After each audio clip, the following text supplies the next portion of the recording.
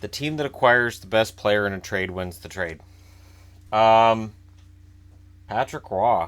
Let's do this. It was a suggestion in the comment section, and there's a lot of video stuff that I really should cover because there are a lot of new fans and a lot of younger fans and stuff that I just take for granted.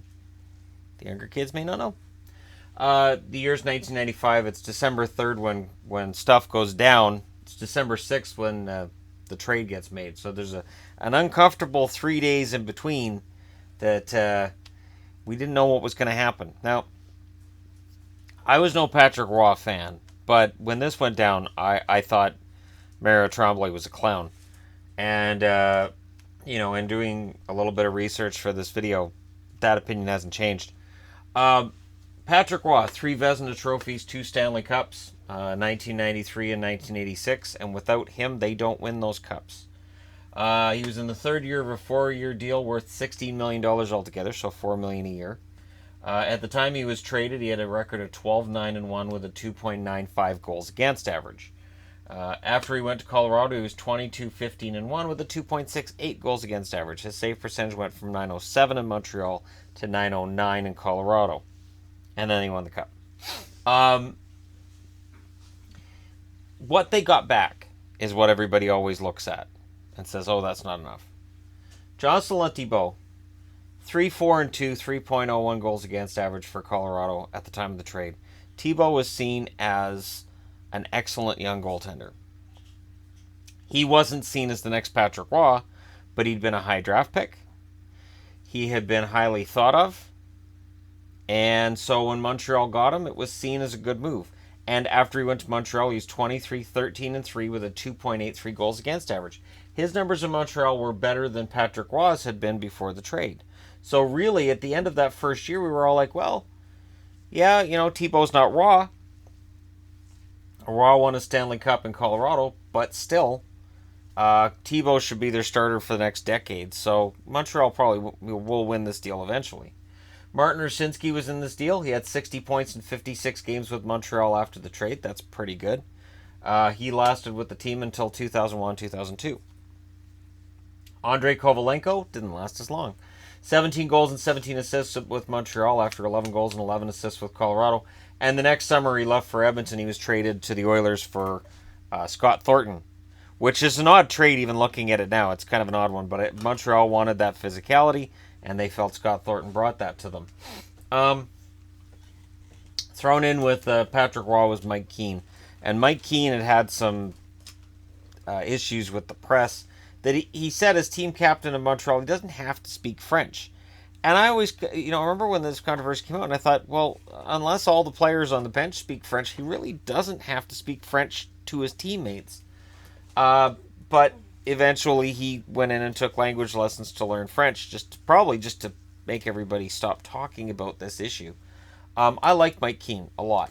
I thought Mike Keane was a really solid veteran player, and I never liked the fact that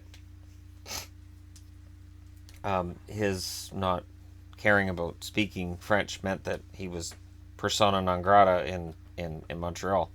And I do think that had something to do with him getting traded to Colorado. Or Colorado just knew that they wanted a good two-way forward, and Mike Keane was that. Now, Mario Tremblay is the coach. And you can't lose track of this because if anybody but Mario Tremblay is the coach, Patrick Roy plays his whole career in Montreal, and I believe that. Francois Allaire was not there at that game versus Detroit. Francois Allaire, the goaltending coach. No way Francois Allaire would allow this to happen. Scotty Bowman is coaching Detroit during this game on the other side of the ice, and he said, I would have pulled Pat after the 5th goal. I never leave a goaltender in past the 5th goal. I would have pulled him. Not Mario. Patrick Roy would allow 9 goals in this game, and it was a public humiliation. There'd been some rather negative talk towards Patrick Roy from some fans, and it was before this game. Mario Tremblay was reported to be really rough with Patrick during practices and was kind of emulating what he remembered Scotty Bowman being as a coach for Montreal back in the 70s, and it was really an outdated way of thinking. He was even shooting shots at Patrick Roy's head. Yeah, that's right. the coach was taking shots in practice at his starting goaltender's head, the one that took him to 2 Stanley Cups and had 3 Vezina trophies. He wasn't a member of Mensa, we'll put it that way. Steve Shutt yells to Cournoyer.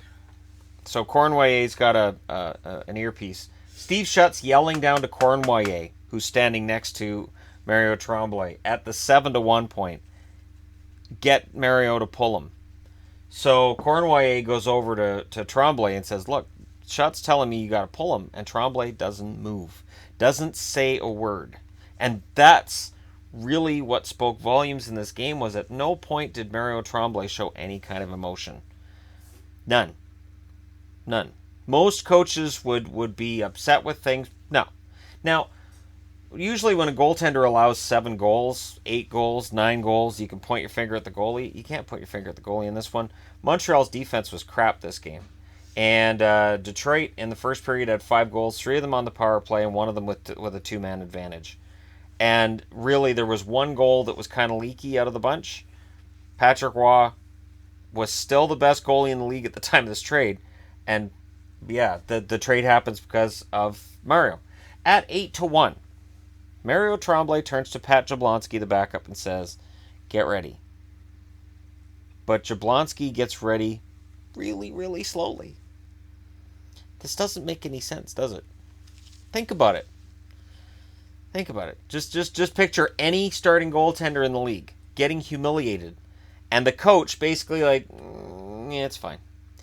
At this point in the game, any time that Roy makes a save, the fans cheer him derisively, and he throws his arms in the air. There is an open feud between Roy and his coach going on, in that when he allows a goal, he's looking at the bench, and Mario's just standing there, arms folded, looking straight ahead.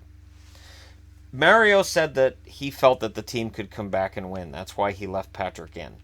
At least at 5-1. I have to call BS on this. I really do. Montreal was not a playoff team that year. They weren't coming back from 5-1 down, but maybe they were not a playoff team that year because of Mario Tremblay. So at 9-1, finally, Jablonski goes in to take over. The final score is 11-1, so it's not like Jablonski did something fantastic. Patrick Roy walks in front of Mario Tremblay a few times. He's giving Mario a chance to explain what's going on. He's giving Mario a chance to discuss it with him. Mario just stares straight ahead. Doesn't say a word to him. Remember, this goaltender is 2.5 years removed from leading a team to a Stanley Cup. To 10 overtime wins. I believe they had 10 that year. There's this insane aura with Patrick Roy, and Roy is basically like, hey, I want to figure out what the hell's going on here. Why was I pulled so late? What are you trying to do? Mario, nothing. So finally Patrick sits on the bench and goes, okay, this is done. And says to Ray Jaoul, who was sitting there, I've played my last game with the Canadiens. And then sits down and says, you heard me. After the game, Mario Tremblay charges into the locker room and demands to know what Patrick Roy said. I guess he didn't hear it, even though Roy wasn't subtle about it.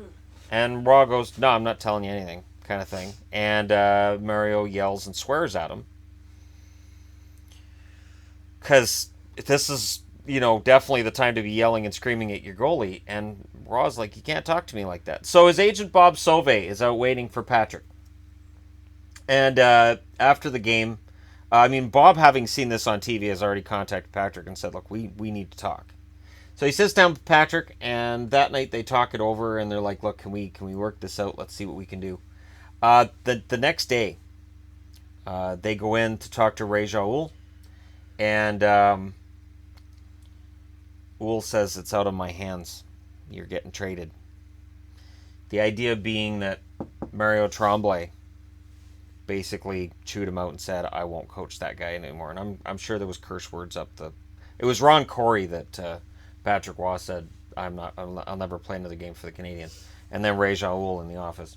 There you go. Ray Jaoul, in Patrick Roy's book, when it gets to this portion of the book, Patrick Roy says he figures Réjean might have been a really good GM, but he wasn't the one in charge. Mario Tremblay was the one in charge.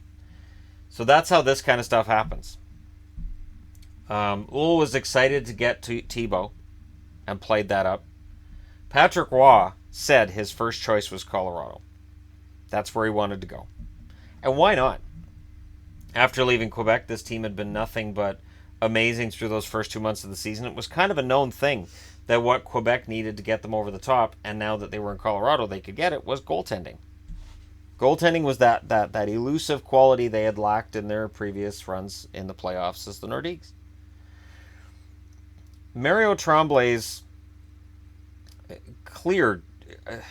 I don't understand it. I will never understand how this happened. I will never understand why Montreal didn't fire Mario Tremblay after that game. And I mean that. Patrick Roy is your future. The GM should have said, you know what, Patrick, we've watched what happened last night, and that was really unprofessional of the coach to not at least discuss this with you and to leave you in for 9 goals. We agree that this is not right. Patrick Roy in his book said that he has no doubt that if he'd stayed in Montreal, they would have started winning again, and that Mario would have started respecting him once they started winning, but that Mario eventually would have killed him. So that's how Mario felt, or how Patrick felt about Mario Tremblay. That Mario Tremblay was just killing him in practice and in the games themselves. So it was something that had been simmering, and this game really sent it over the edge. And it became this big public spectacle. And part of the reason this happens too, and I'm sure this would have come from Tremblay, is the idea that Patrick Roy, in a game that was watched by 1.5 million people across Canada, gets pulled in this big spectacle against Detroit, and then has this big public rift with his coach. I'm sure the coach said, I can't coach a guy after he does that. So 3 days later, he becomes a member of the Colorado Avalanche, and he'd win 2 Stanley Cups there. And it's referred to as the Patrick Roy curse. I think it's the Mario Tremblay curse. I don't think this is Patrick Roy's at all. Roy was quite happy 3 days later when he got moved to Colorado. This wasn't about, I'm angry at Montreal. This was, I'm glad to be out of Montreal. That was awful. He wasn't jinxing them and cursing them. Mario Tremblay was doing that.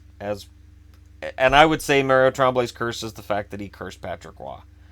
You can't do that. You just can't.